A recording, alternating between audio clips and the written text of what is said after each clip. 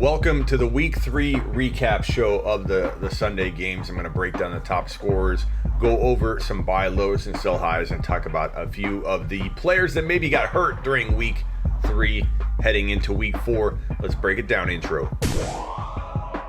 You're watching the Fantasy Football Show. Right in front of your face are the top 6 scoring QBs for Week 3. Look at Russell Wilson dropping 315 and another 5 TD performance.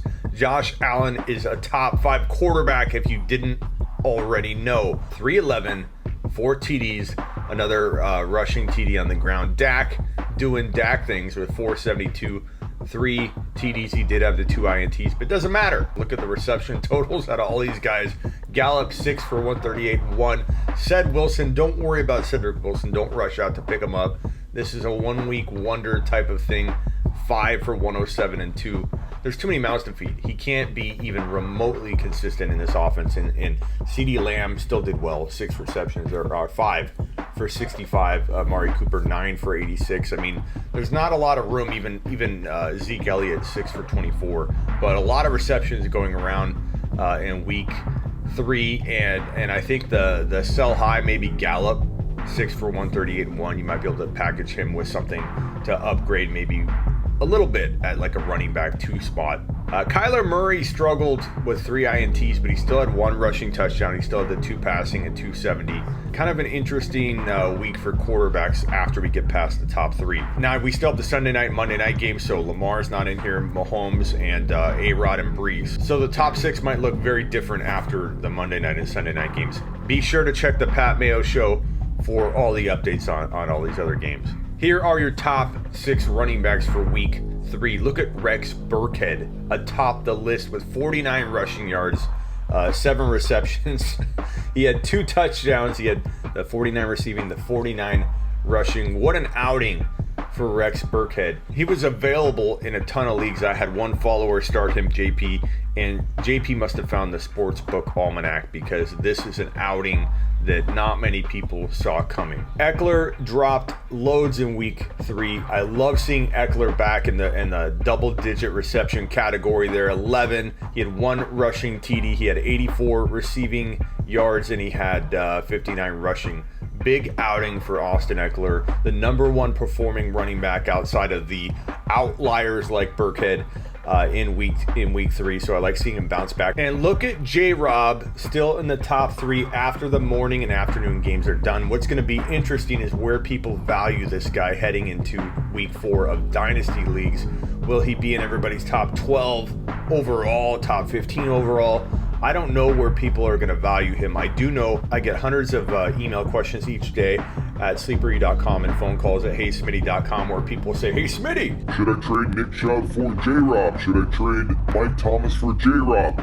A lot of these are redraft questions. Some of them are dynasty, and it's going to be very interesting to see where J-Rob settles. Now, personally, I think it's a little quick and premature to put him in like the top 12 or 15 overall. In dynasty, it's probably fair to put him in the 14 to 20 overall range in redraft. And that's not being disrespectful. There are a lot of good players in fantasy football. I think if you put him in the second round equivalent, you're respecting the dude. And J-Rob can continue. Look at top 3 this week before the Sunday night and Monday night game. The dude's delivering.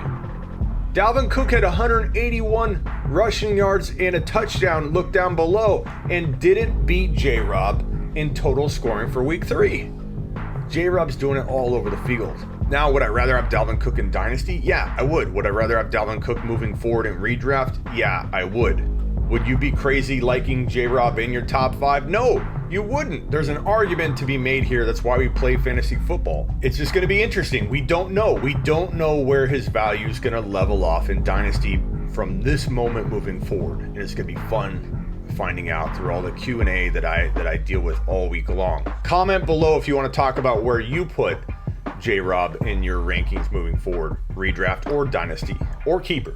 Derrick Henry 119 and 2 touchdowns. What a day. Connor 109, 40 receiving and 1 TD. As mentioned, Dalvin Cook 181 and 2. He's back. He's been doing good all year. In touchdowns, he's up there with the top backs, but yardage has been a little bit to be desired, and he finally unloaded 181 on your opponent in Week 3.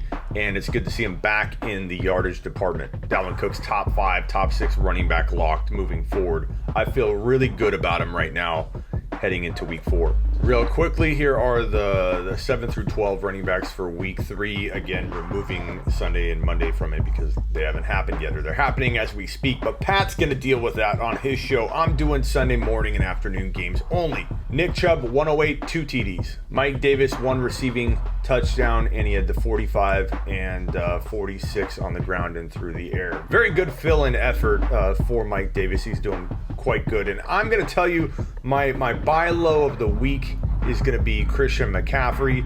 His owners are probably looking at 1-2 or 0-3 in the face, and you might be able to go get him for a little more than a ham sandwich in week 3. And you might be able to go get him via trade for a little more than a ham sandwich heading into week 4. Now, if you're sitting there typing away at your TPS reports and you fail to send an email to Bob from accounting inquiring about buying McCaffrey from him on the cheap, Joe from billing is going to step in, offer him something dumb, and you're going to see an email come across your screen saying, Joe just stole away McCaffrey because you were too busy typing up your TPS report and thought, Oh, I can't get McCaffrey for a ham sandwich. Yes, you can. If you put your mind to it, you can do anything. Jeffrey Wilson, 2 TDs total, 54 receiving yards, 15 rushing. Kind of a crazy out. And we knew this could happen because Wilson kind of comes in and scores touchdowns once in a while. But McKinnon didn't finish too far below him. I hope there's no running back by committee mess going on upon Mostert's return. We will find out. But clearly they can get it done using multiple running backs. And I don't like that they validated that thinking. Darrell Henderson, my biggest bust of 2019, looking pretty much the part right now. The Rams are totally capable of screwing this up. I don't trust them at all, but I do trust Darrell Henderson of getting the volume, and he's getting the volume. He had 114 yards on the ground, 6 receiving yards off 1 reception, and he had the touchdown. He truly could be a top 15 running back moving forward if they give him the volume. My confidence level is at a 0 when it comes to the Rams and how they use their running backs. And I wouldn't even give them a 0 confidence level if I'm talking about their honesty with how they're going to use their running backs. Elliott didn't have a great week through the air or on the ground, 34 rushing yards, 24 receiving, but he did have the rushing touchdown. And you see McKinnon. Tyler Lockett, 103 TDs. You can't get better than that. Now, will Russell Wilson feed him and feed him and feed him? I don't know, but he might be locked into high-end wide receiver 2 value. Some will call him a wide receiver 1 moving forward. It's tough to count on him as a wide receiver 1, but if you own him, you start him every single game now. 13 targets tells a story that this is probably not a one-off week. Not saying he'll have 3 TDs, but I think he's capable, very capable moving forward at high-end wide receiver 2, or at least low-end wide receiver 2 type value. That does not mean that DK Metcalf can't be a top 12 wide receiver on the year. He could be a top 10 wide receiver on the year. If both of them deliver top 10 wide receiver numbers, well, yeah, Wilson's going to do what he's doing right now, be a top 1 to 3 quarterback come season end. Everyone's going to run out and grab Justin Jefferson and redraft, and I think he should be owned and rostered. The sky's the limit for this guy for the future, but as a rookie, 175, 7 receptions, 1 TD, you're not going to see that every week. And he'll be up and down, like most likely dropping nothing in week 4, and then coming back in week 5, dropping nothing in week 6, 7, and then coming back in week 8. That's how rookies are, so ride that wave if you need to, if injuries hit you hard. Keenan Allen got clowned on after last week when he did bounce back, and now he has a 13 reception for 132 and 1 TD performance, and now everybody's going to be back on the Keenan Allen train.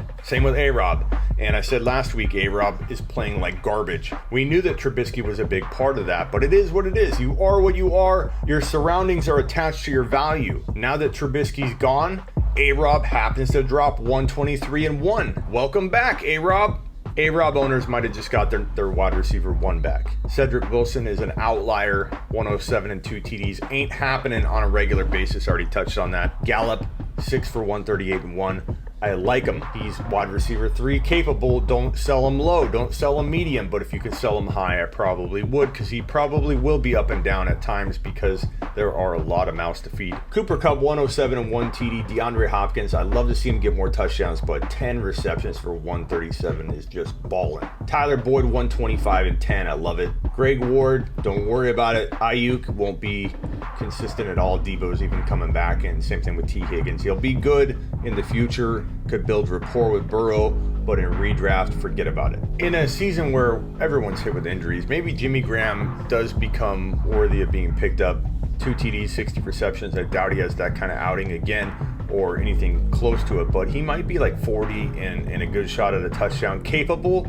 We'll find out where he meshes with his new quarterback. Look, Nick Foles isn't the best quarterback in the league. We know that, but everyone and their mother knew that this guy was the best quarterback on the roster and that they should go in with Nick Foles as a starter. Why it takes Nagy so long to figure things out is beyond me. And using Montgomery is another thing that has taken him forever to figure out. Now, Tariq Cohen tore his ACL, so expect more of Monty in week 4 on. And he might be a good buy low candidate in fantasy football if you want to dilute one big stud into 2 because you're hurting and you need to make a move. Now, my buy lows again are Christian McCaffrey.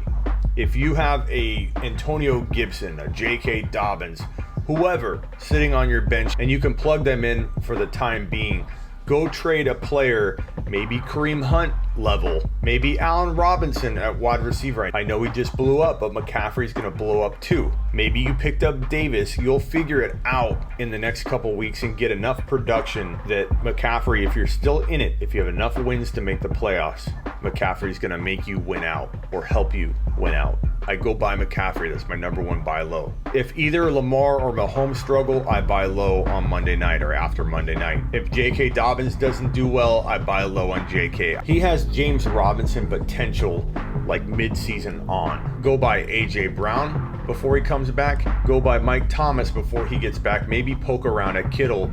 See the theme here? Guys that are hurt that are coming back. People are desperate. They're 0-3. They're 1-2. They're going to make moves they probably shouldn't. You be the owner that sends the offer first and gets the deal done. Order a phone call with me at heysmitty.com. And then, of course, you can get on over to sleeperu.com at any time to get your bold contents and rankings. And you can find me at smitty1.com, my YouTube channel that directs you right there. I'm live almost every single day on YouTube. Thank you, Mayo Media Network and Pat Mayo, and all of you, good luck in week 4. You're watching the Fantasy Football Show.